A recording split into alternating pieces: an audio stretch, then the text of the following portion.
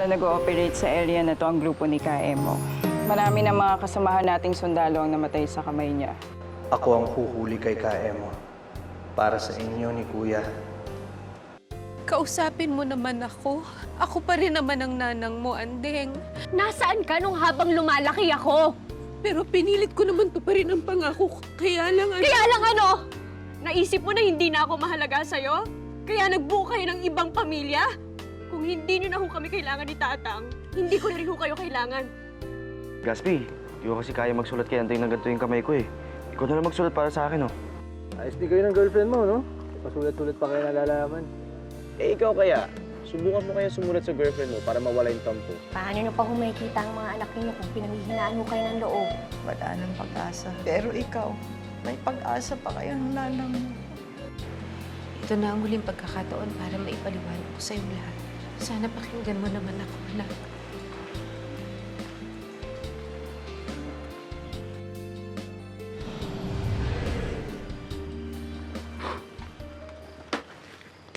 O, Gaspi.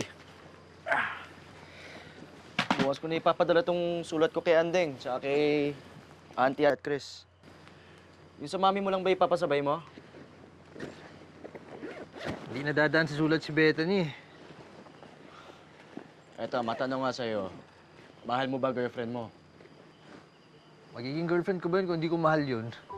Ay, yun naman pala eh. Mahirap ispilingin ng mga babae, Gaspi. Ito nga si Andeng eh. Galit na pala sa akin, wala akong kamalay-malay. Baka naman kasi iniisip mo lang na hindi gusto ni Bethany na sulatan mo siya. May kakulitan ka rin, ano, Kopong? Eh, minsan lang. May dawang ka pa ba dyan? Wala na akong papel eh. Yun naman pala eh. Teka, kukuha kita.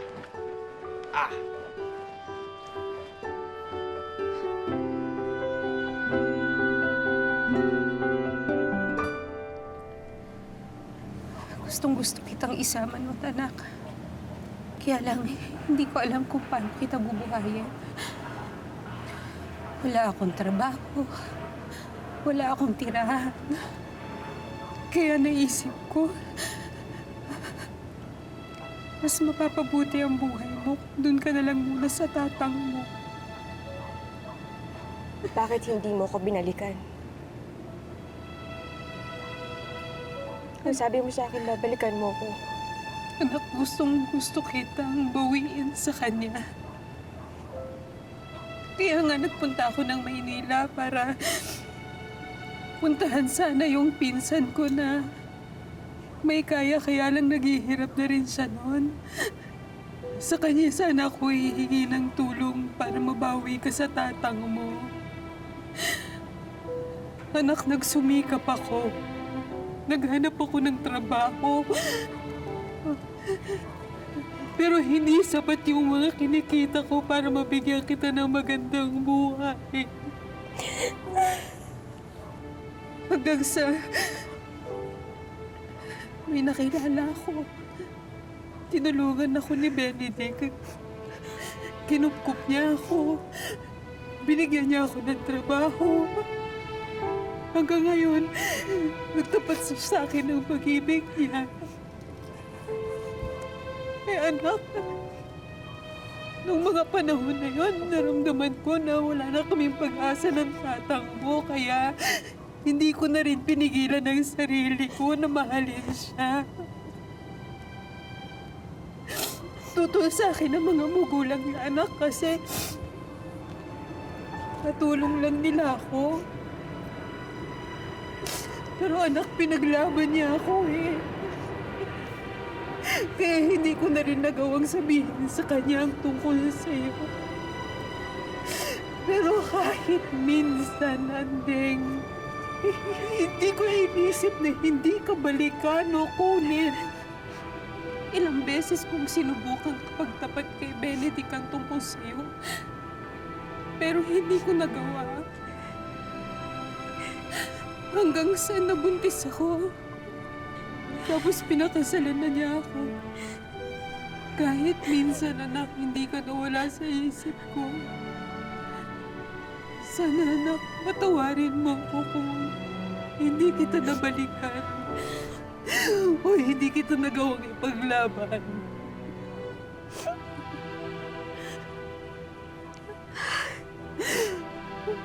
Pero ikaw lang ang laman ng isip ko.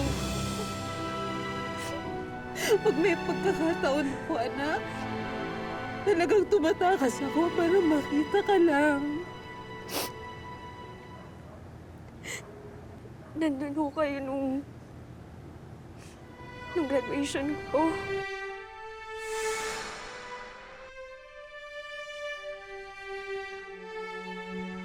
Nana? Oo, kasi hindi ko matiis na hindi ko makita. Anak, proud na proud ako sa'yo. Tawarin mo ko, Ande. Nanang? Tinawag mo ko. Nanang? Ibig sabihin,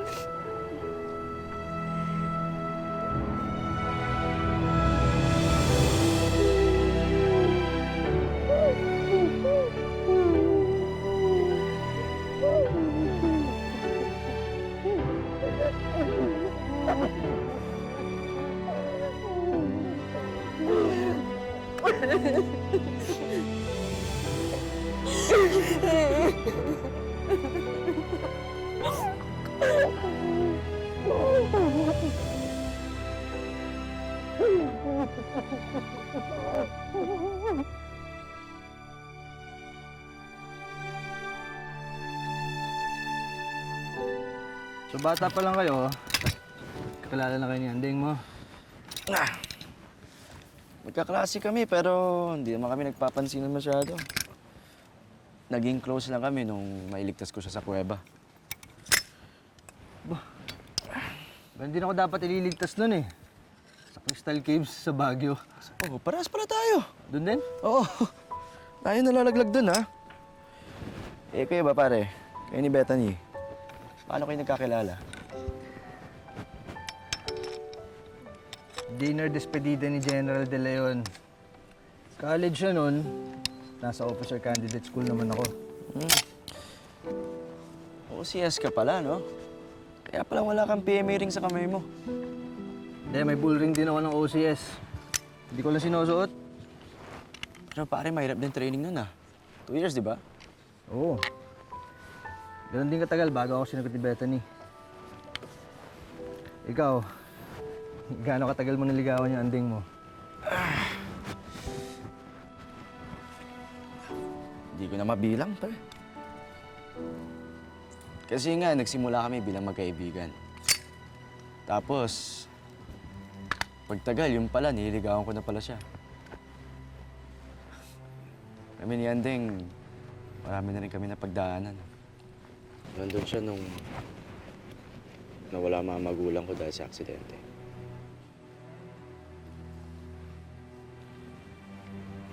Sorry ko po nga. Wala. Bye. Ikaw, pare. Sabi mo sa enkwentro na matay yung tatay at kuya mo. May kinalaman ba dito si kaya mo?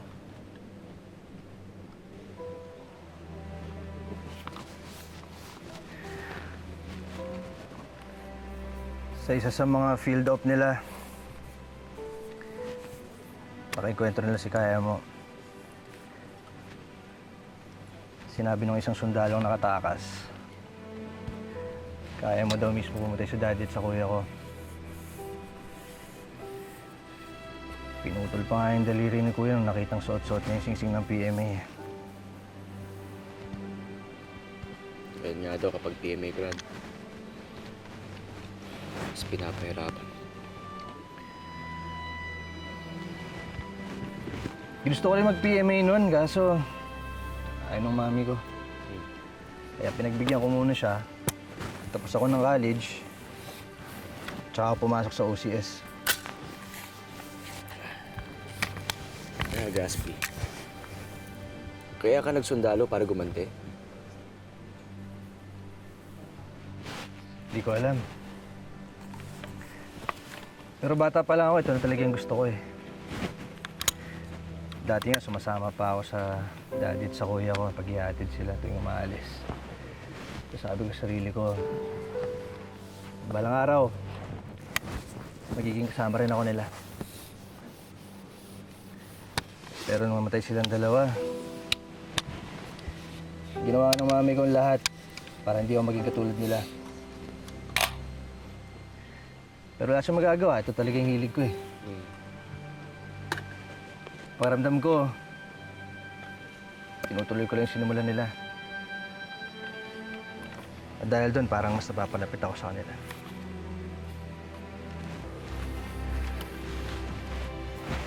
Pag nandito ako sa lugar na to, naisip ko na ginawa rin nila ito noon. Nandito rin sila sa lugar na to. Ito paano, parang napapalapit sila sa akin ulit.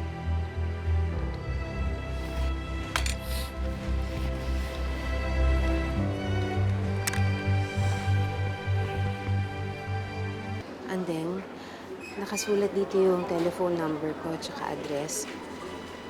Gusto ko sana magkita tayo kahit paminsan-minsan lang.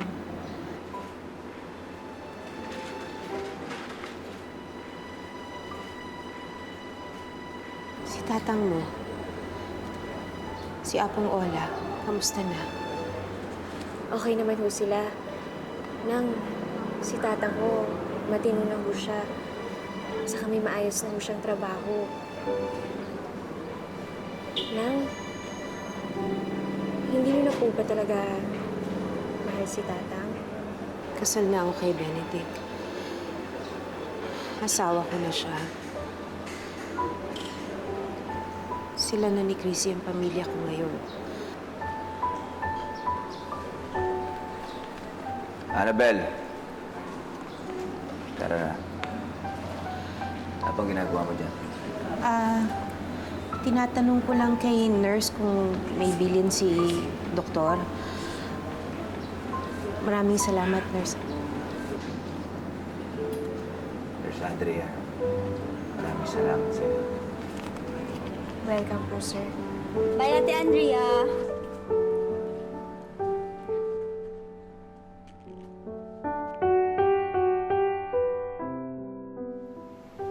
Dear Otep, nagkausap na kami ng nanang. Naipaliwanag niya sa akin kung bakit hindi ko siya nakita ng matagal na panahon. Masaya ako na kahit papano, okay na kami. Pero nalulungkot pa rin ako. Dahil alam kong hindi na maibabalik ang dati. Na hindi na namin siya makakasama ng tatang dahil may iba na siyang pamilya.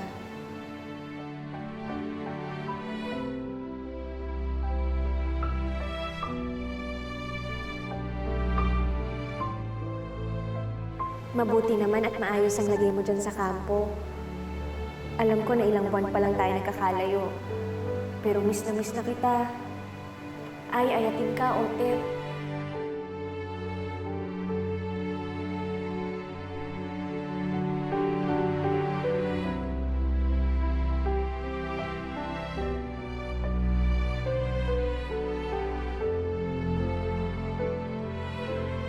Dear Andeng, mabuti naman at kahit paano may communication na kayo ng nanang mo. Sayang nga lang at hindi na ulit mapubuo ang pamilya niyo.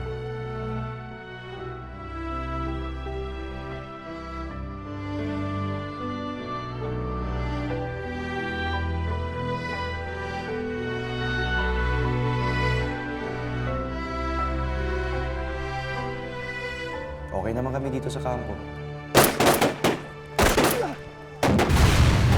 Paminsan-minsan, may nakaka-engkwentrong rebelde pero wala kang dapat ipag-alala.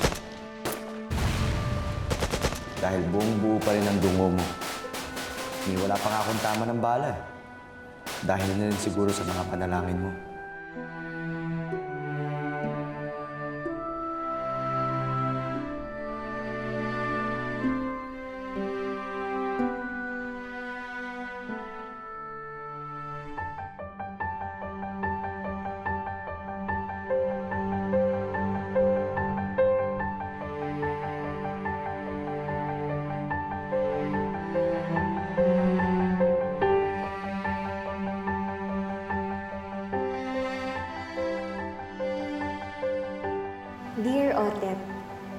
Lagi kitang pinagdadasal. Ikaw at ang mga kasama mo dyan. Sana'y matapos na agad ang misyon nyo para makauwi na kayo. Para magkasama na ulit tayo. May maganda pala akong balita sa'yo. Pareho na kaming regular ni Geray dito sa ospital. Tapos na ang pagiging proby namin. Sa ward kami ngayon naka-assign. Lumaki na rin ang kita ko, kaya kahit papaano, nakaipon na rin ako. Pero si Nanang, kahit anong sabihin ko, nagbibigay pa rin sa akin ng pera at kung ano-ano. Regular na kami nagkikita ngayon, Oter.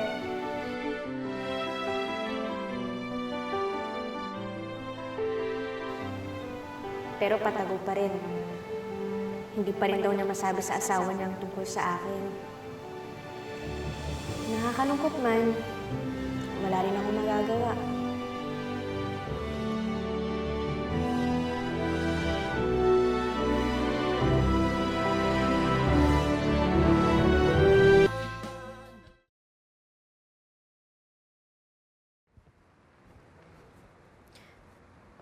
Uy, anong ginagawa mo dito? Sabi ko sa'yo, bawal ka dito sa loob. Baka mamaya mapagalitan pa ako dahil sa'yo eh.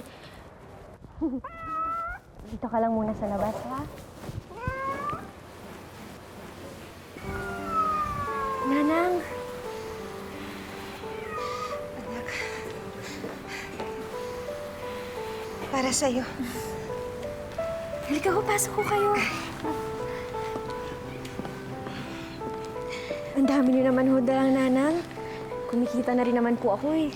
Ano ka ba, anak? Basta yung pera mo, para sa'yo yan. Itabi mo. Para sa future niyo ni Joseph.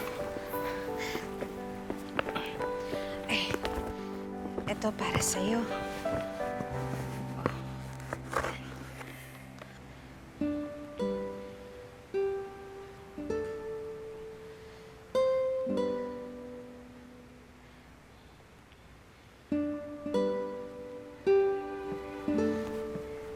Gawa niyo ho to? Hindi, binili ko yan, anak. Baka kako magustuhan mo eh.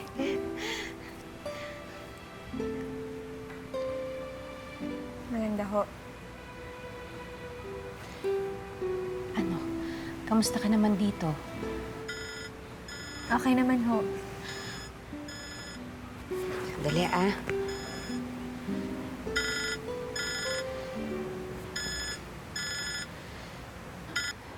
Hello? Oo. Hindi, nag-grocery lang ako. Oo. Hindi, pauwi na rin ako. Sige. Okay, bye-bye. Anak, kailangan ko nang umalis. Mauna na ako, ha? Anak, pasensya ka na sa sitwasyon natin, ha? Ayoko lang kasing malaman ni Benedict na nagkikita tayo, eh.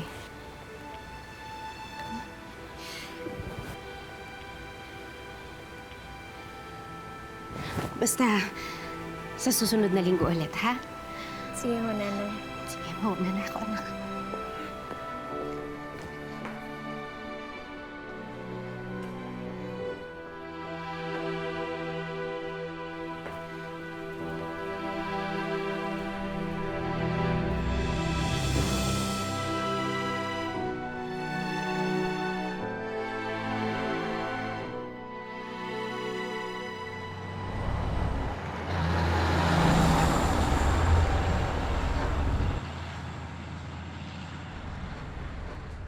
Saan nga pala yung tulay na ayusin natin? Sa sitio may isa ba, sir? Magsusundalo rin ba itong utol mo? Engineering kukunin ito. Buti nga eh, dahil sa gulo. Anya. Tsaka strawberry ni may keso, no? Wen. Swerte mo rin talaga sa girlfriend mo, no? Hindi ka makakauwi sa inyo, kaya dinala niya sa iyo yung Baguio. Punta si Bethany. Sulat na nga lang, madalang pa sa bilog na buwan. Kamusta na ba kayo? Ayun, malabo pa rin. Gusto niya kasi pag-usapan namin ng personal yung status namin eh. Sana talaga naging katulad na lang si Bethany ng anding mo, no? Pasensya na lang, Gaspi. Isa lang andyan ko. Masarap to, ah. I'm here.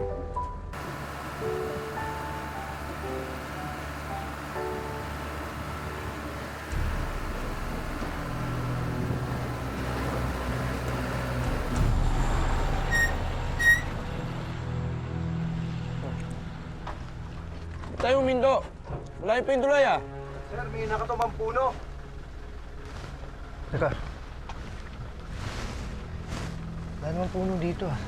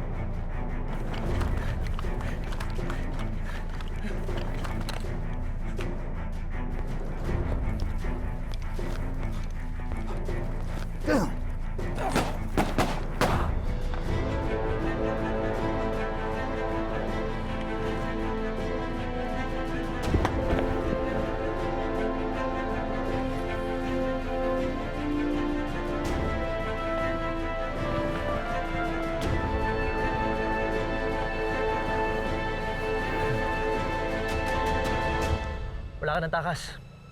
Ibaba mo yung baril mo.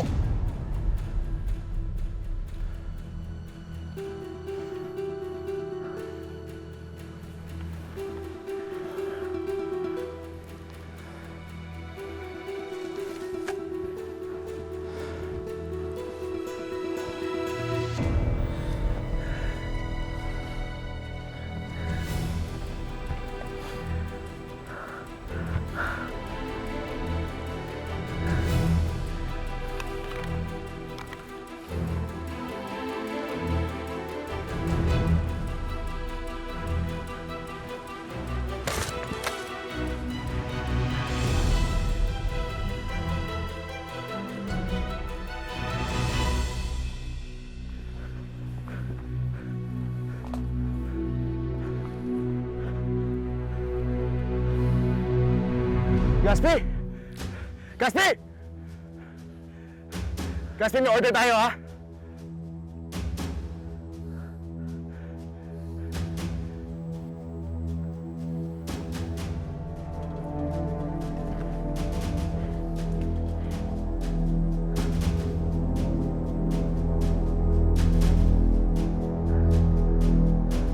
Ano ang dapat mong gawin?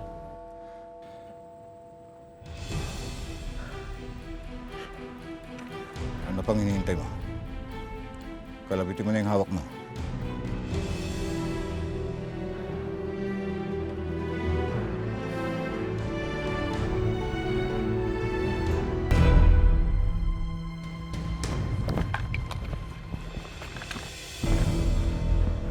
Wag!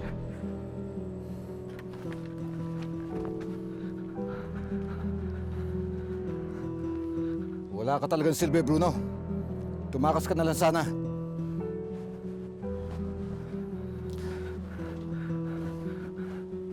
May usap. Parang awa mo na, huwag mong patayin yung tatay ko.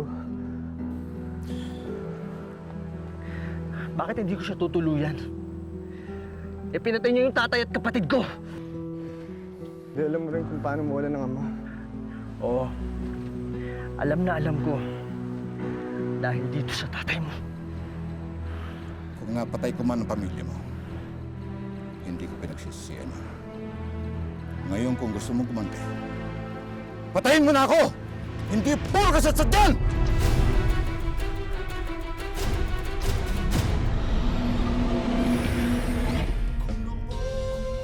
2 taon na kayong kasikretong nakikita ng nanang mo. Kailan mo balak sabihin sa tatang at apo mo ang tungkol sa kanya? Ayoko kasing masaktan ng tatang kaya hindi ko masabi sa kanya ang totoo eh. Ano yung hindi mo masabi sa akin, Andeng? Sana magustuhan to ni Andeng. Wala itong burahan eh. Sino si Andeng? Nobya mo? Oo. Pag uwi ko, magpapakasal kami. Ayos mga bok, makakauwi na tayo. May natanggap kaming balita mula sa isang kasamahan naming inaatake raw ang kampo nila para mabawi ang kanilang leader.